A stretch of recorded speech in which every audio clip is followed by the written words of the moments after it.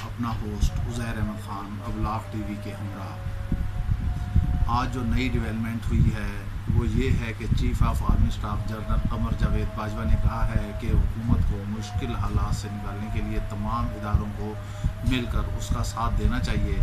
और साथ ही chief justice of Pakistan ने भी कहा कि आजकल अदालतों में करप्शन के ख़िलाफ़ सख्त इक़दाम किए जा रहे हैं। इधर तीसरी अहम खबर ये है कि मौलाना फजल रहमान ने APC तो बुला ली, लेकिन ये APC इनके गले में हड्डी बनकर अटक गई है। इससे पहले कि हम तफसीलात में जाएं, अगर अभी तक आपने अबलाग टीवी को सब्सक्राइब नहीं किया तो आप इसको सब्सक्राइब करें और बेल आइकन को दबाना ना भूलिएगा, ताकि आपको ताज़ा तरीन ख़बरें और तज्ज़ियात मिलते रहें कि मुल्की ऐवानों में, पार्लियामेंट की राहदारियों में क्या कुछ हो रहा है, क्या होने वाला है और क्या होने जा रहा है। हम बात कर रहे थे आर्मी चीफ के हवाले से, तो इस मुल्क में आर्मी का किरदार इंतहाई कदर की निगाहों से देखा जाता है। अमन व अमान की सूरत हाल हो, सरहदों के मामलात हों, सैलाब ज़दगान के मसाइल हों, हर तरफ फ़ौज ही फ़ौज नज़र आती है। जहाँ और कोई धरने हटाने हो वहाँ भी फ़ौज की मदद ली जाती है।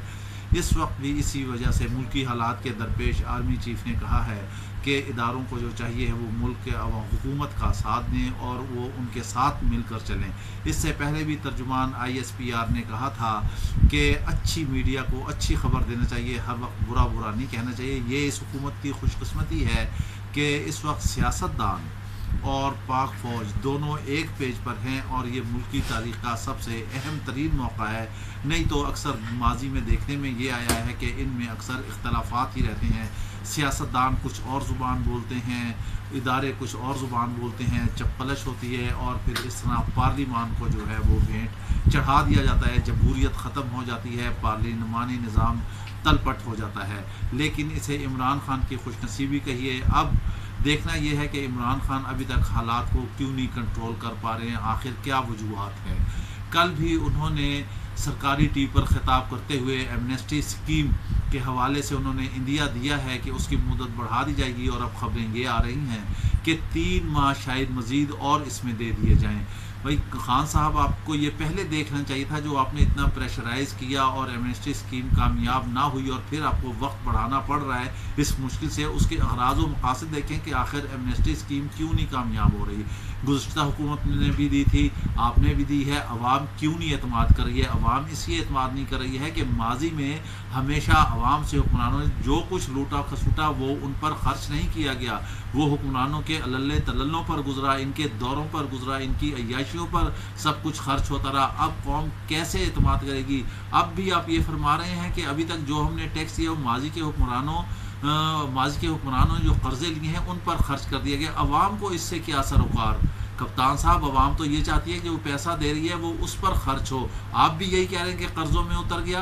आखिर इतने अरबों रुपए अभी चीन ने दे दिए, सऊदी अरब ने दे दिए, UAE ने दे दिए, अमीर कतर आए थे उन्होंने दे दिए।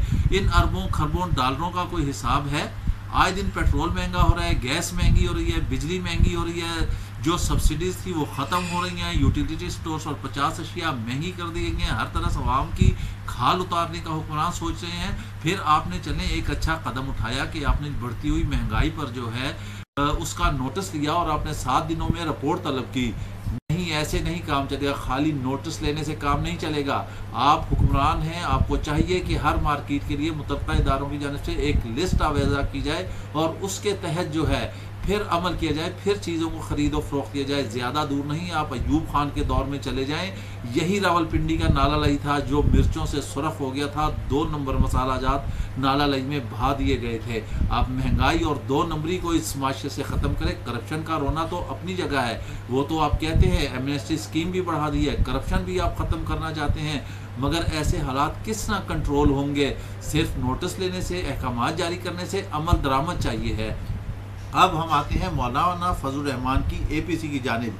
मौलाना डट तो गए, उन्होंने APC बुला भी ली, उन्होंने अपोजिशन को इकट्ठा भी कर लिया, मगर अभी तक अख्तर मेंगल की जो है वो मिन्नतें हो रही हैं। इधर बिलावल की भी अख्तर मेंगल से 1 to 1 मुलाकात हुई है, MQM से भी राब्ते हैं, दीगर जमातों से भी हैं, लेकिन फजल रहमान को अभी तक कोई भी खातिर ख्वाह जो है कामयाबी हासिल नहीं हुई। उन्होंने 1 महीने बाद का जो प्रोग्राम दिया है कि एहतजाज करेंगे 25 जुलाई को, इतना लॉन्ग टर्म प्रोग्राम दिया है उन्होंने, कौम बाहर निकलने के लिए तैयार नहीं है। अब इस वक्त मौलाना को अपनी इज्जत बचाने के जो है वो मसला दरपेश है कि उन्होंने बात तो कर दी है, सब सियासतदानों से अलग हट के गो के पीपल्स पार्टी अभी ताहाल आखिरी खबरों तक उनके साथ खड़ी हुई है, मगर शायद आने वाला वक्त ये बता रहा है कि जरदारी कुछ और तुरफ का पत्ता खेलेंगे और शायद इस गेम से मौलाना भी आउट हो जाएं, मौलाना भी आउट हो जाएंगे, दीगर जमातें भी आउट हो जाएंगी। और APC की, जैसे कि हमने पिछली वीडियो में बताया था कि उसकी हवा पहले ही निकल चुकी है, नाकाम हो चुके हैं।